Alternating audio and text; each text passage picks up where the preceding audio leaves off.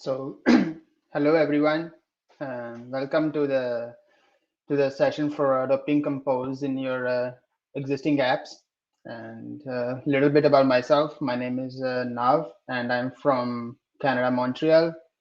And I'm working as a mobile software engineer at Manulife. And apart from that, I'm also a Google developer expert for Android and also organizer at a GDG Montreal. So, so as you know from that topic, it's currently in the Android development. There is a new UI toolkit which comes to the scene, I think, a couple of like months ago, which is Jetpack Compose. So if you are having a little bit familiarity with how declarative UI toolkits work, not just the Compose, there are many other already frameworks existing in the industry like Flutter, or if you are iOS developer, you might heard about Swift UI. So if you have a little bit familiarity or experience with those kind of frameworks, it will be easy for you to understand how Compose works. And the most of the concepts are very similar, but again, it's native for Android development.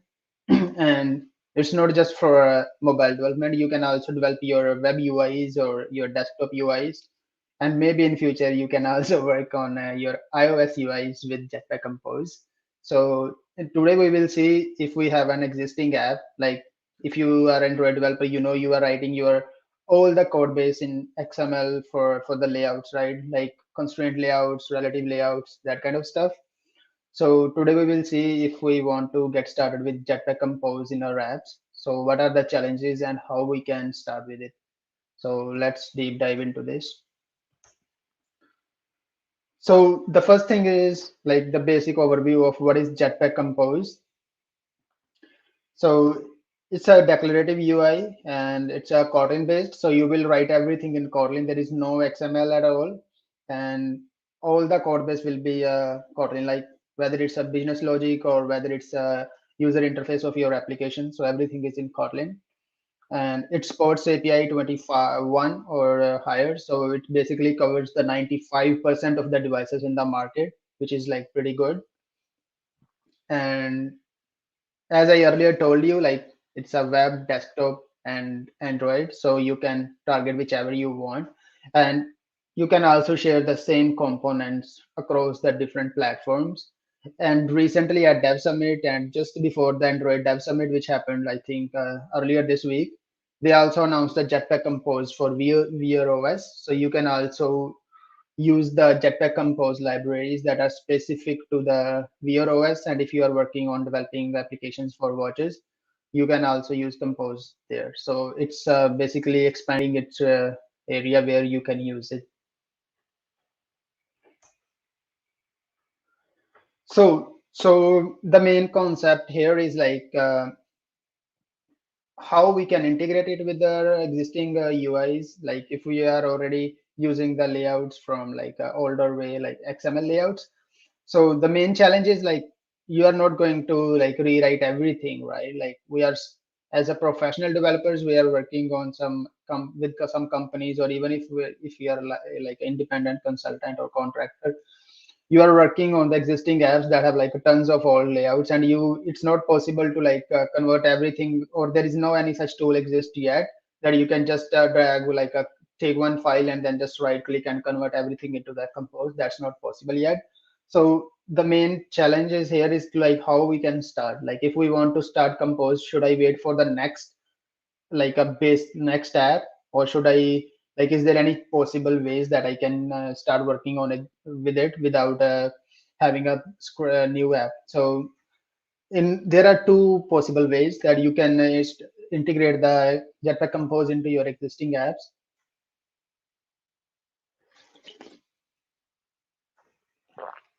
So the first way is like adding Compose elements into the existing layout. So um,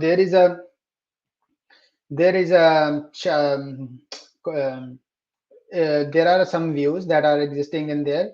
So some like for example like Compose view. So you can have your old XML layout file where you can add those views, and then you can call those views from your main activity or wherever you want to set the content, and that will take your composable functions that I will cover later on the slides. So the first thing is like you can add the views into your XML layouts, and the next one is like you can also programmatically add the compose views into your layouts. So if you have any experience with like creating custom views, or if you have any experience with the adding of views like programmatically, so that's the also possible way. So there are two ways, like the major two ways. Like there is a view provided by the Android team that you can add a compose into your existing XML files. And then the second option is to like creating a programmatically create the compose views and then add it into your existing layouts. So we will see how we can achieve the compose integration with these two possible methods. So first things first, like there are some prerequisites I can say for this. So you need Android Studio Architect Fox or higher. Like current stable version is Architect Fox, and if you are using this one, it's like really a greatest Android Studio IDE so far. Like it has a all the tooling support for Jetpack Compose if you are working with it. Like if you want to debug the compose layouts, if you want to preview the composes in your during the development phase, you can do a lot of things with that. So the first thing is Android Arctic Fox. Second is Kotlin 1.5.2.21 is the requirement for Jetpack Compose. It's not working before like the prior versions to this one. And then you need to configure the Gradle plugin also to make it working with Android Studio, because you are integrating into the existing app, so you need to make sure that you have set the proper configurations in your build files so that it will build properly your project and integrate the compose smoothly in your projects.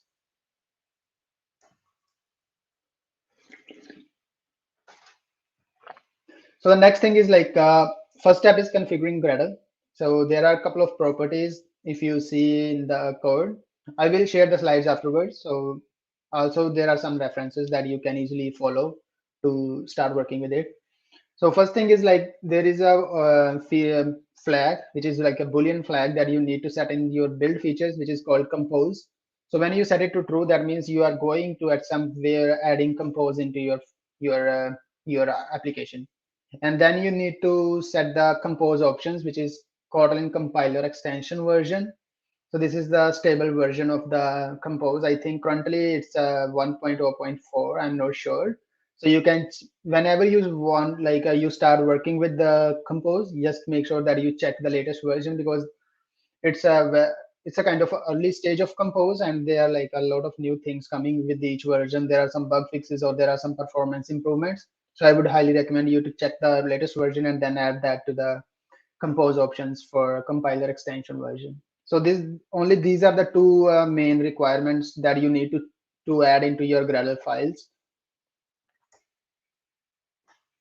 And then there are a couple of dependencies for compose, and that will go to your app levels build.gradle file. And if you see, I like already added the comments that are self-explanatory, like which dependency providing you what. So basically compose is like the material design team also supports the compose. So they provide tons of material icons that you can use to make your apps more beautiful. And under the hood, they provide some basic functionality. So you don't need to like write by your own some things, like let's say you have an icon button. So they under the hood material design team provided you the icon button with the specified width and height so that it matches the accessibility criteria. So your app is also accessible for people, those who have any kind of accessibility issues. So if you see here, like the first one is for the integration with the activities. So whenever you are having a new activity, if let's say you can also create a new activity just that is totally based on compose. Like there is no layouts for XML layout for that particular activity. So there is a component activity for Jetpack Compose. So that's the first dependency goes there for activity. Then the second one is for material design. And then there is animations and the tooling. The tooling is really helpful because as I told you, like you will write a coding function. So this is not going to be your XML file where you can see the designs, right? So tooling, what it provides you is like provide you a lot of options that you can use when you are during the development phase of your UI for Compose. So there are a couple of annotations that I will touch in next coming slides. So the tooling library dependency provides the tools to work with Compose more efficiently. And the next with the, like, as you know, like most of the Android developers are already familiar with the view models. So there is also a support for view models for Compose. So you can easily integrate like Compose with the existing framework, existing patterns like MVVM or whichever pattern you are using, mostly like maybe MVI. And then also, like at some point, we also need to make sure that our test Compose UI is testable. So there is a Compose UI testing dependency, and it works with Espresso very smoothly. So you can easily write your Compose functions, and then you can, which is like Compose functions. By Compose function, I mean like one function can be one unit of your UI. So you can consider it as a UI component, and then the testing will help us to test or compose composables. And in this case, like we are integrating the Compose into existing apps, so you can easily test the existing UI components also with the if it having any components like from Compose, so you can test those too.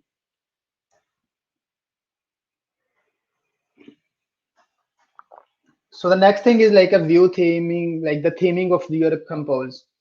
So there is a challenge like when we try to integrate the Compose into our existing apps, right?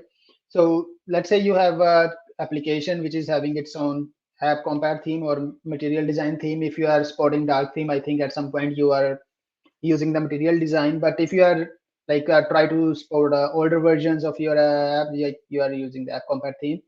So then there is a cool library, or I can say cool feature provided by the Compose team is like they provided you the theme adapters.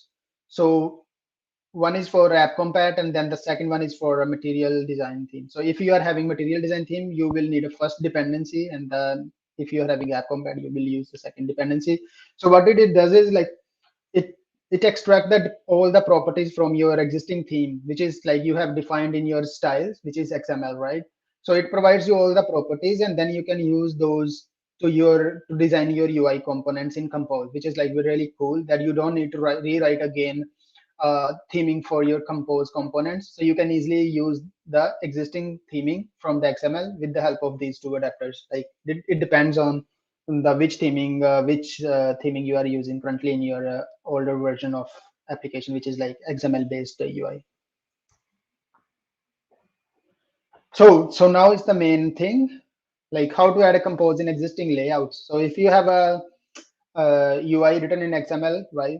In that case, I already told you, like there is a view called Compose view provided by the Compose team. So you need to add that view into your existing layout. So let's say you have a linear layout and you have two text views, and under that you want to add something else, but you want to add a Compose right now in that place. So you can use this view, and you can set the ID, layout, width, height, like whichever properties other views have. Compose is also supporting those properties, so you can use based on your requirements.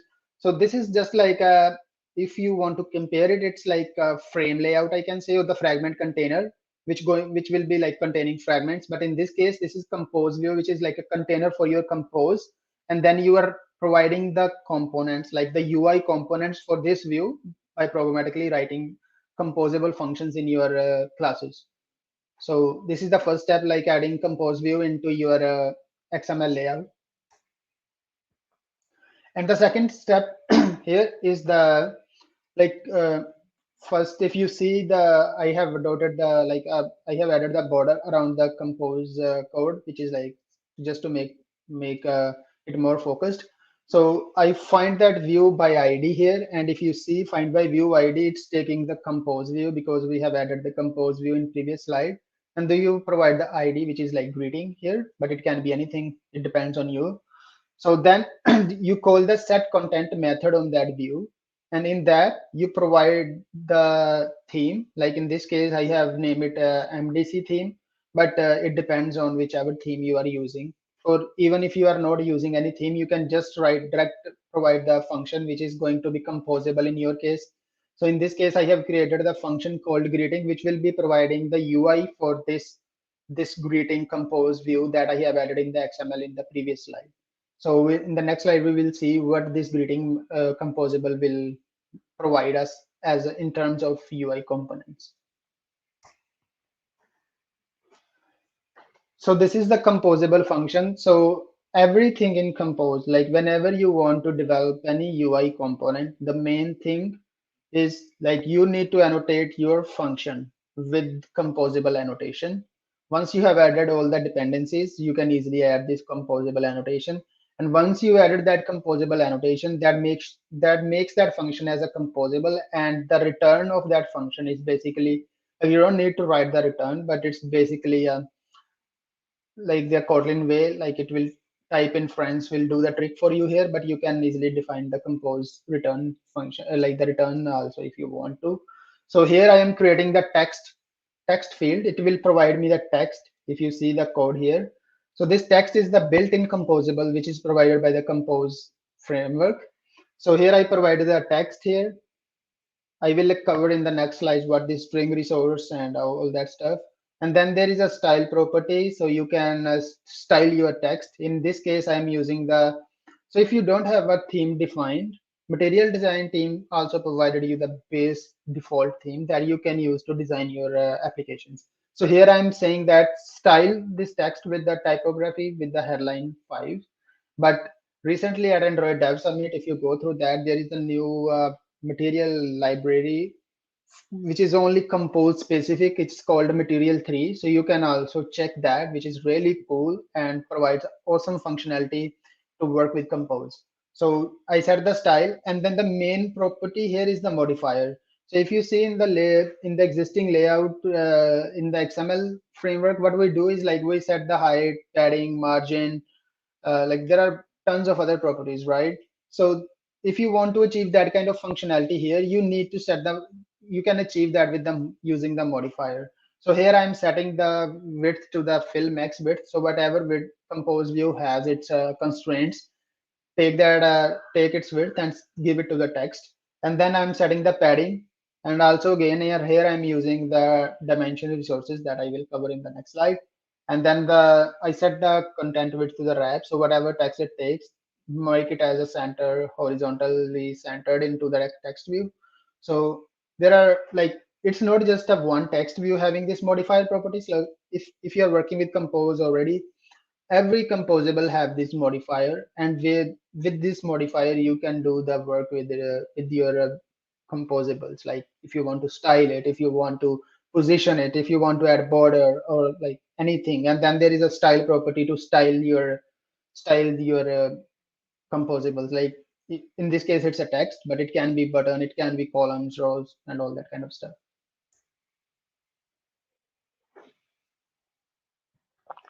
So as I earlier in the previous slide, if you see, I have used the string resources, dimension resources. So if you are already familiar with XML, how you can access the resources. Like if you are setting, like, let's say if you are working with for example, if you are working some app in Qatar, like you are supporting multi-languages like English and I'm not sure which language is Qatar's official language, let's say Arabic, right? So if you are supporting multiple languages in your application, so the best way is to using the string resources, and you provided a multiple language support with the help of those resources. Like if the application, like we access the system resources and check if the language is Arabic, we will use the string resources from the Arabic, and if it's from English, we will use the specific resource accordingly. So in this case, these are the functions that are provided by the Compose. So you can use the string resource and give it the ID, which is you have defined in the strings. So in this case, r.string.compose is the string that I have defined in my strings file. And also it supports the parameterized strings, like where you can provide input to your strings, like format your strings. Like if you want to congratulate someone with providing some values, like in this case I'm having congratulate string, which takes two parameters, like one is of type string and one is of type integer. So you can also do that. And to access the resources, there is in every compose there's a function called local context. Like it's the property basically that is attached to your current composable or its parent composable, where you can access the resources that are where nearest closest to your current compose. So you will access the resources, and it also supports the plural strings. And if you see, the next one is the dimension resources here. So what I do is, like, if you want to access the dimensions, like if you are setting the paddings or margins in your XML, you may be familiar with how you access the dimensions from dimensions.xml file. So you can also access those properties using the dimension resources here. And the last one is the painter resources. So if you want to access the drawables or images from your resources, and you want to set it to some icon or some icon buttons using those themes, like for you, for those views, you can use the paint resources. So these are the some of the major, I can say, or a couple of resource accessing to functions that you can use to access the strings, dimensions, or drawables or colors. And the next thing is multiple compose views. So as I earlier told you, like there are two ways. Like one is you can add the views to your existing layouts, like in XML that we have already seen is using the compose view. The second is like you can also add compose UI components, like writing, like by programmatically adding compose into your existing activities or fragments. So in this case, I have example fragment, and it has a linear layout. And then into that layout, I have actually adding the three views, but I highlighted only the compose views here. But if you see after the first add view, there is a call to add view, which is taking the text view here, which is the XML based text view. And in the rest of the two is taking the compose view. So in this case, for the compose views, every compose, they must have an ID that we need to give them to act, because they must have the unique IDs. And these IDs are not something that we can, I think, declared hard coded. They are all the IDs for your compose views. They are stored in the resources file is called ids.xml. So if you want to add a view, compose views programmatically, you need to create a file under your resources, which is called ids.xml, and then all the IDs goes there, and then you can reference those IDs directly for your ID by giving it the ID for your that you have defined in your IDs, and then from there you can provide the content for your compose views. So this is the second way how you can add the compose views into your existing layout files.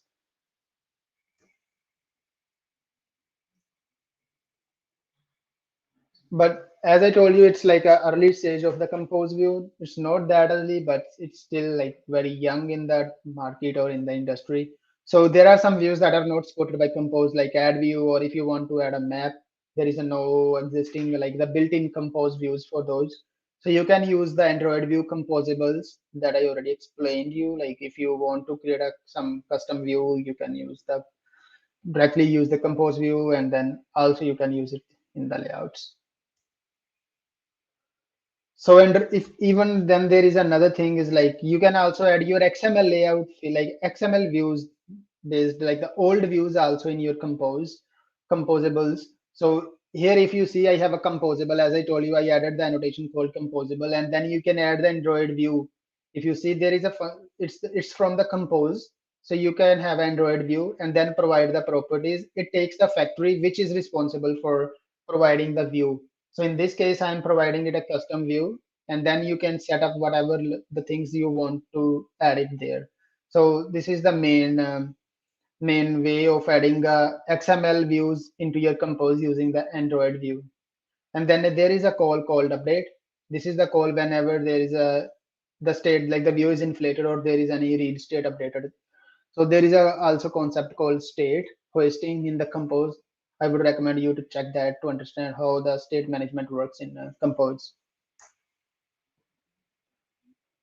And whenever you adding the Android views, like previously, if you want to add the compose views, they have like a view composition strategy. The default one is dispose on detached from window. So as soon as your view is detached from the window, it's get destroyed. But you can provide your own strategy, and there are some strategies that are working with existing view, like the XML based layouts. So for example, you can add the dispose on lifecycle destroyed. So wherever your compose is added, like if it's in the fragment, so you can attach that there are disposing of that particular view to the life cycle of your fragment. So whenever your fragments view is gets destroyed, so that will make sure that the compose is also gets destroyed on that in that particular case, not if when it's detached. So you can create your own custom composition strategy, but there are some built-in, and the default one is dispose on this detached from window is the composition strategy when you are adding the compose views to the compose.